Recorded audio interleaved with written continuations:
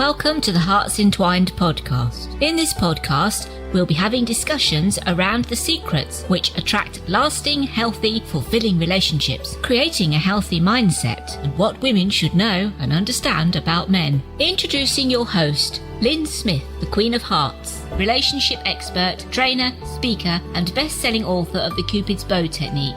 Lyn's mission is to have a positive impact in reducing divorce, domestic violence, and suicide.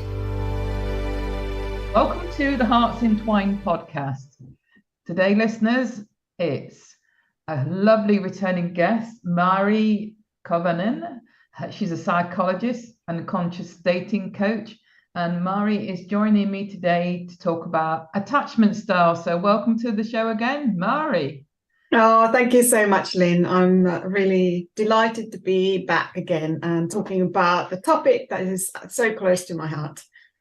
Yeah, I think, in the dating coaching world, it's a topic that I think most dating coaches know about, but not many probably audience members are aware of. Mm-hmm. It is a topic I've covered before, but I'm always intrigued to find other people's viewpoints around attachment styles. So take it away, Mari. Give us your perspective on what attachment styles are and what each one actually looks like, so that the audience can get an idea from you specifically, what that perspective is from your point of view.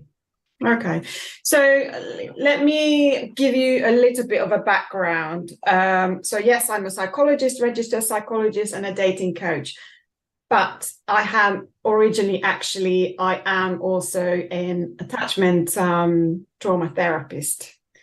So although I'm that's my background. So this is where I love everything about attachment.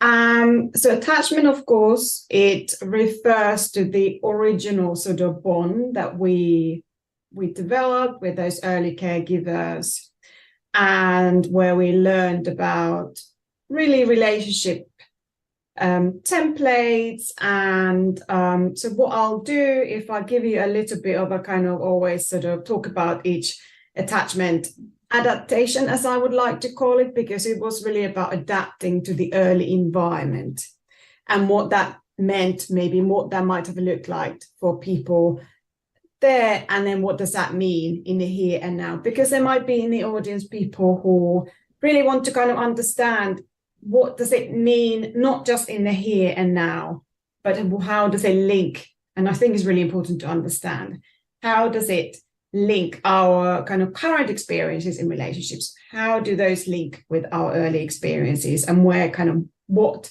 things might be going wrong? Maybe someone needs extra support there, or just for really self-awareness.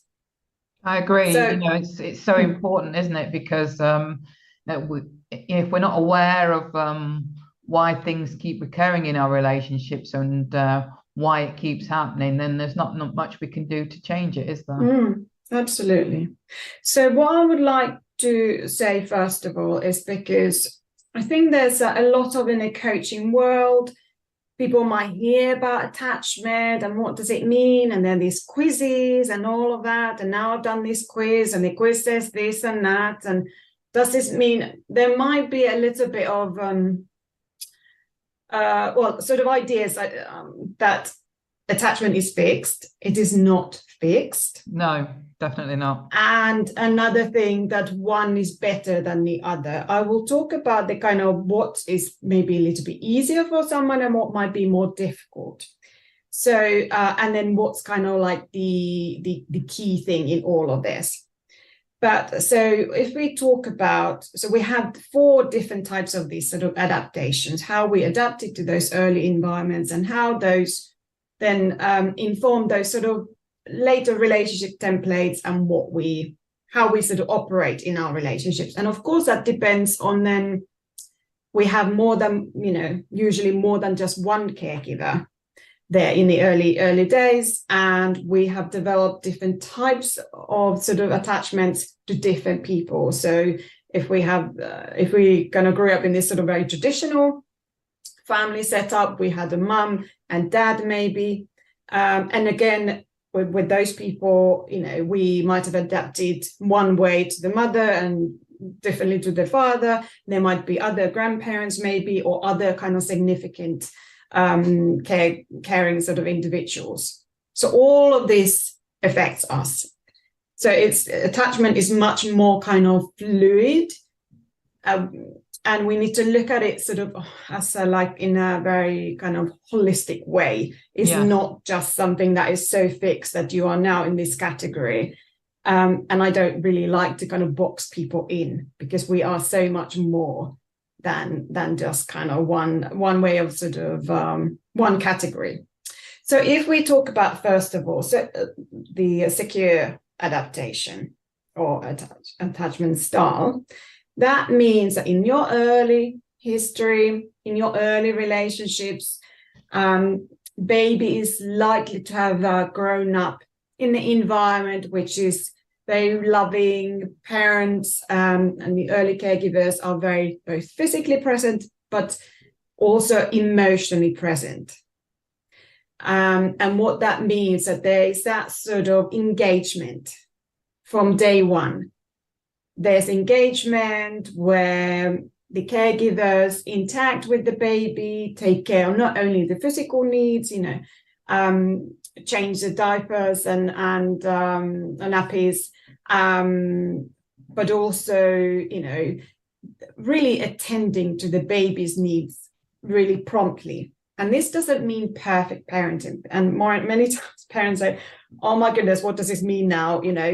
There's no perfect parenting, but to sort of develop a secure attachment, you need to have, according to studies, that at least sort of 30% of the time there was good enough parenting. And of course, that doesn't mean that the rest of the time it was absolutely awful, but the rest of the time it might be parenting mistakes happen. There's a disruption in the relationship. Of course, we have disruptions later in adult relationships. So we also have disruptions in the kind of early relationships. But then there's also the kind of acknowledgement and repair. So it's kind of good enough loving interactions. Yes, then there might be something going on, using a very kind of traditional sort of example of baby was on the floor, mother had to go to the kitchen to get something, and suddenly, I don't know, cat walked by or something, or the dog and the baby got scared and suddenly realized that mother wasn't there and started crying. So then the mother comes quickly and soothes the baby, and baby's okay again. But all of this happens kind of in a sort of promptly enough. And when there's consistent parenting, consistent really attention like that, then that child develops then into an adult who really believes and has this kind of innate belief that there's someone out there in the world for me. And can really, when they're in a relationship, people who have a secure sort of style, they are really usually quite sort of people that they can relax in relationships because they have the early experience. There was someone there attending to my needs, someone who showed interest, someone who was really present with me. And when I'm in a relationship, I can trust that my partner is there.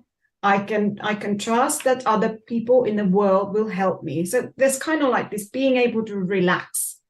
Yeah. So it's that sense of inner comfort, isn't there? And feeling safe and secure. Yeah, absolutely. And really then in dating kind of what does that look like in this sort of dating world is that someone who is secure, they tend to be quite straightforward. They say, I like you, I would like to see you again, I've enjoyed your company. There's kind of no sort of funny business or what have you, because they really feel comfortable to be in the relationship and on also to communicate about their needs and so on, because they have the experience that there was someone who was interested in hearing and asking about needs and kind of meeting the needs. So all of this, now of course it doesn't mean that they're this perfect person who never struggles in relationships, but generally it is a lot easier for them than for some other people to be in a relationship. Yeah, I suppose, because like you say, they've had that positive reinforcement of knowing, their well-being and welfare has always been provided for. Yeah, absolutely. Yeah, so there's all of this especially online dating and having all of that. I guess it's like when it feels comfortable be around someone because they're so straightforward. And I think that's often like the kind of sign when someone's really like open and honest and straightforward. And then if we talk about these sort of more anxious-based adaptations, and there are some literature now, and I notice this book called Attached is being quoted a lot by Dr. Amir what was his surname? Amir Levine, I think it is. But anyway, the book is called Attached, and they use these terms in a particular way. It's a little bit complicated where when we talk about adult attachment and then attachment with children, some of the terms are a little bit confusing, but I try to kind of keep them simple. And so we have these kind of other attachment styles, which are more anxiety-based. So we have avoidant, which then means, for example, that someone grew up in a family where perhaps everything was provided externally. There was food on the table, there was kind of physically everything was taken care of, or even they were sent to the best schools and all of that. That there was never sort of hardship in that way. But what was missing was that kind of good enough emotional engagement. Someone really showing that I'm really interested in you. I really want to spend time with you. And then often children kind of grow up to be so self-sufficient because they don't have the belief that someone will come when I call. So it becomes super self-efficient. Yeah. I can definitely relate to that. I was one of those latchkey kids in the 60s that had a door key around my neck because my mum was one of in a time somebody that worked as well as my father, which wasn't common in those days. So right from a young age, I was literally given a key to let myself in from school, and literally didn't feel like I had that emotional connection with my parents because I was never home really. Yeah. So this is on the other side of the coin, materially, my needs were met. I had nice holidays, nice birthday presents, good food, but not I felt the love and the emotional connection and the time. Yeah. And often that's what is quite confusing for people. It's like, but I had all of this, but it feels like there's something missing. And we are social beings. So we are actually bonding, and attachment is a biological need. It's a survival method. And really, when that is missing, then it leaves often that feeling of maybe emptiness or seeking something. There must be something wrong. Many clients I hear saying, there must be this feeling that like there's something missing and I'm not quite getting what it is. But often then it is about the lack of the emotional engagement. Yeah, absolutely. I can remember having a conversation with my mum in my 30s when I had my own children, and saying to her, I never heard you say I love you. And to be honest with you, she did make the effort after that, and we started to sort of form a bit more of a connected, more mother-daughter relationship. But she wasn't a very maternal mother in my formative years. Yeah. This is lovely then when there's some form of repair later on, because that can be the acknowledgement of that whatever didn't happen, that there was some sort of acknowledgement of that and repair. And what I was mentioning before, when we were talking about the secure adaptation, is that there's always the repair is present. But when we're talking about, for example, avoidant adaptation, there's no repair. There's just often people say these comments like, oh, I was just kind of told to kind of get on with it. Don't cry, get on with it. We need to just keep going, all of that kind of stuff. And then what happens with this kind of super independence is well, there's the kind of often the sort of loneliness, because there isn't the feeling of there's someone out there in the world. But then also in adult relationship, what might happen is that it's really difficult to, although one might want to be in a relationship, but it's really scary to be in a relationship, because there isn't that feeling that I can trust other people. And many people have obviously, ended up in relationships, but it's really difficult to kind of on almost like a cellular level to believe that there is another, or even kind of remember on a like a really cellular level that there's another person in a relationship, because one has always learned to almost like defend for oneself or just look after oneself. Yeah, definitely. I feel, that we need to sort of make it clear that, we shouldn't be blaming parents for being how they were, because they knew no better, and they did their best within the knowledge and awareness of their sort of experiences of growing up themselves. So, this isn't about blaming parents. This is just about, informing why we are like we probably are, on the back of, the lack of, or, too much of maybe the care that we was given as children. Yeah, absolutely. Often it is about repetition of these, what I learned as the parents learned in their own sort of childhood, and they're just repeating what they know.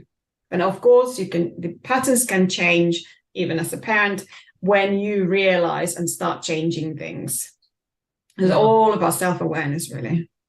Yeah, I mean, fortunately, I did have that conversation with my own mother, and we did sort of reconcile things. But we did end up getting close, but not as close as I would have liked to have gotten. But it's very interesting, isn't it? How those early relationships, whether it's mother or father or another caregiver, have an impact on how we turn out later on, and how that then subsequently impacts our future relationships, and also how we parent. Absolutely. So then if we talk about another anxiety-based adaptation, which is it's called either the sort of preoccupied or ambivalent adaptation. Also, I think in the attached book it's called just the anxious. But these are all of these, there's anxiety present in all of these, apart from obviously the secure. And here we are talking about, it can be either the baby's or child's experience. It can be either that there's very sort of inconsistent parenting. Maybe parents were really loving, fully present during the weekends. But of course, the child didn't know that during the week, the parents had to go and work really long hours. So there was not enough of the good stuff. And maybe there were lots of caregivers, nannies, various people coming in and out. And so it was just not enough of the consistency. Or then, of course, another way might be that this is a very anxious family, where there's a lot of anxiety and lots of worry. So because children pick up what's the kind of parents sort of, the sort of almost like the unconscious message almost. It's like, can we trust the world? Is the world safe, or is the world dangerous on the whole? And when we are talking about this sort of anxious, preoccupied style, the child doesn't learn that they can trust that other people are there, and then it will always come. So they've had maybe lots of good stuff and good enough times, but just not enough. So going then into adult relationships, often what happens is that there's quite a lot of relationship anxiety. It's really difficult to believe that my partner is there. And there's almost like this kind of constant hunger for more. So wanting more reassurance, more really, partner to reassure really that they are there, even if the partner is loyal and everything, is really difficult to believe and relax into the relationship, because there's been so much anxiety in the early years, and that's ingrained in the body. And I think that can also manifest itself in being very desperate and needy, Yes. in the way that you interact with your partner as well, can't it? Yeah, absolutely. And there are lots of ways then, of course, that then you need to find the right kind of person for you. So what often happens, which is a very common situation in a couples therapy, is that you get someone who is more avoidant and someone who is more kind of preoccupied. One needs lots of closeness, and then one needs lots of space. So then we are in conflict, because maybe we are both trying to find the happy medium, but our internal experience is that, one is scared by too much closeness and one wants more closeness. So then that becomes a dynamic that you need to kind of be aware of that and communicate to each other about what you need and so on. Because obviously, if you're the person that's the more avoidant and wanting your own time and space, doesn't mean you don't love your partner. It just means that, you're probably finding it or feeling a bit smothered in that particular moment, because of your partner's anxiety and the need for constant reassurance. Yeah, absolutely. And then let's talk about the final one, which is then the anxious fearful, or also sometimes called disorganized, but anxious fearful adaptation. And this is really a combination of the sort of anxious, preoccupied, and avoidant. So usually a child who grows up to be anxious, fearful, grows up in a family environment where maybe there's violence, the caregiver is in some ways quite scary. And of course, we've been biologically, we've been programmed to bond with our caregiver. But then what if the caregiver is actually frightening? So this is very confusing for the body, the whole nervous system, everything. And so then one might go to these extremes of really being fearful of connection, but then at the same time, being at times really quite sort of needing intense interaction. And this is the rarest of all. So about maybe 50-55% are securely attached of the general population. And then the last one, the fearful one, is probably, I think, is about 10% or so of the population, somewhere around that. And then, it's really often difficult for a person who is so in a constant limbo, can't relax at all in the relationship. And then actually, I would recommend professional help, because those early wounds are so prominent that they come to play. And it would be good to kind of, do healing work really to do, calm the nervous system and to be able to relax, in one's own company, but then also thinking about relationship and so on. So as I mentioned in the beginning, that people might have picked up in some ways in, social media and all of these kind of things, that, that one is better than the other, or what does it mean if I'm this now, and how can I even heal? How can one get this sort of what's called acquired secure attachment adaptation? And that you can have through therapy, kind of self-development work, coaching, but also if you happen to meet someone who is secure, and being in a relationship with them can also then be really healing. And what's really important, I think, going beyond all of these, what really is important, all of these categories and what have you, is thinking about, okay, so who am I as a person? How much closeness do I need? How much personal space do I need? And thinking about them when you are dating is like, finding the right match. So finding someone who feels similarly, where you match in terms of how much personal space.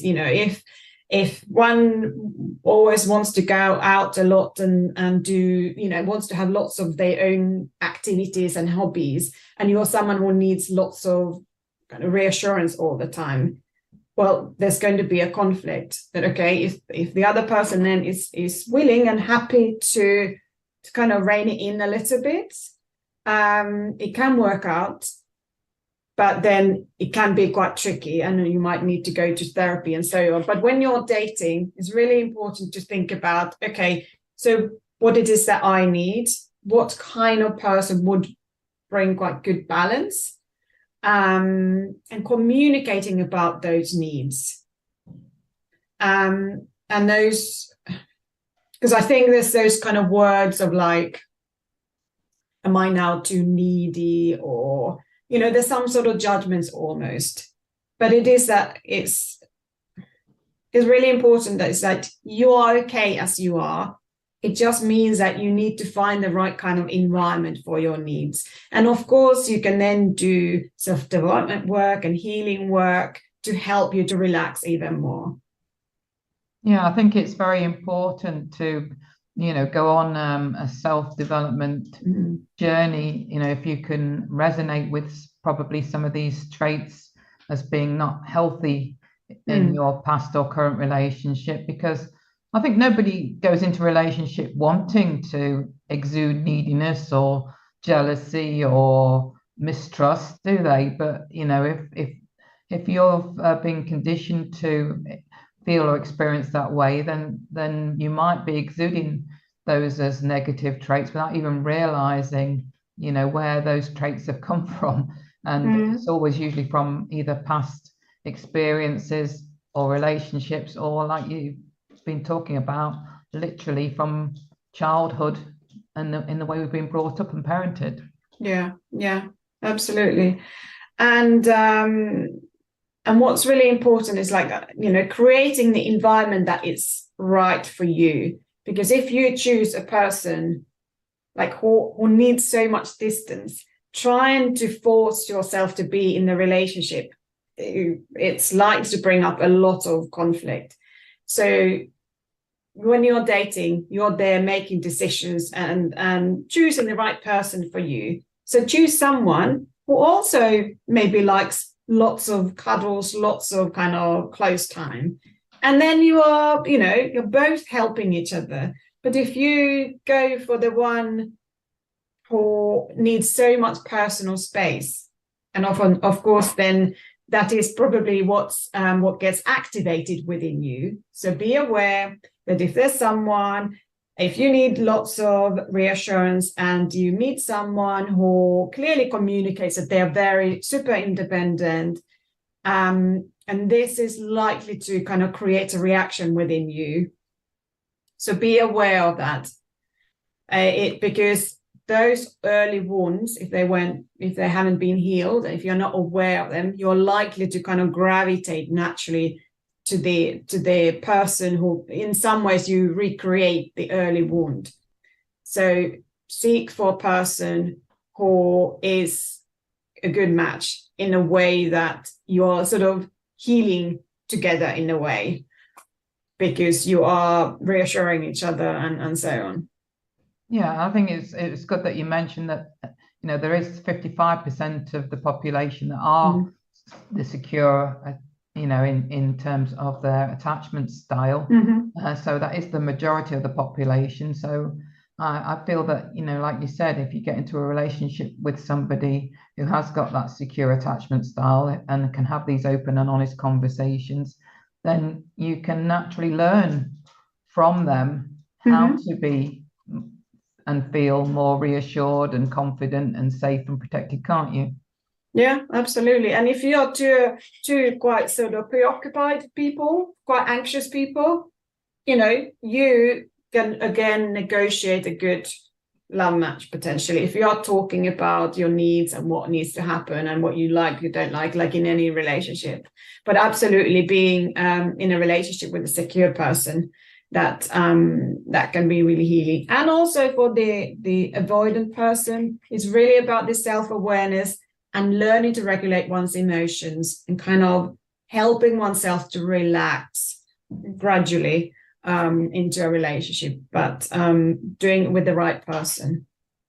Yeah, absolutely. I think if you are finding that you're in a relationship or been in previous relationships where you are being triggered, know that those things that are triggering you are what needs to be healed.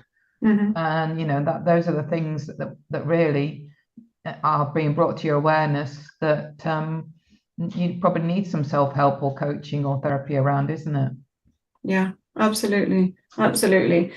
There's so many things that you can do by yourself, but then there can be a limit to it. So but awareness is the first step. And then doing all sorts of self-loving practices and all of that kind of stuff can be really helpful. Everything's about kind of regulating your nervous system. And that seems to be like the buzzword today, but it is really, going back to baseline for us. And it's really important to do your own work, because that way you will then find the right person for you and create healthy relationships in the future. Yeah, absolutely. 100% agree with that. So, Mario, how can our audience get in touch with you? What's your best form of contact? Well, I'm on Instagram, and you will have in the show notes my links there. But also I have a free masterclass that I ran in couple of months ago now, and so I still got the Successful Dating Secrets masterclass. I've got the link there if you want to go and learn more about dating secrets and finding the right person for you without falling into this sort of situationships or casual situations, which are very confusing, but actually finding the right person for you. So, but you'll find the links there in the notes. Excellent. And any final words of wisdom before we end this particular episode? Well, I think the final wisdom would be that knowing yourself, it's like the sat nav in the car. When you know yourself, you know where you want to go. But if you don't know yourself, then it is like your sat nav is kind of broken and it can take you wherever and in the places. So yeah, do your own work, and so many good things will come out of that.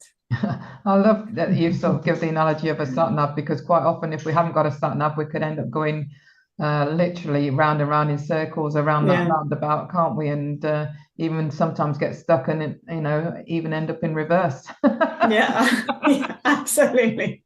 Yeah, absolutely. It's been a fascinating conversation today, Mario, about the attachment styles. Thank you so much. Thank you so much, Lyn. It's been such a pleasure. So it just leaves me to say that true love starts with opening our hearts. And until next time, goodbye for now. Thanks for listening to the Hearts Entwined podcast. You can follow Lyn via the Facebook group Two Hearts Entwined, or search Lyn Smith, inspirational speaker, at LinkedIn, or email lyn at hearts-entwined.com. That's LYN at hearts-entwined.com. Remember, true love starts with opening our hearts.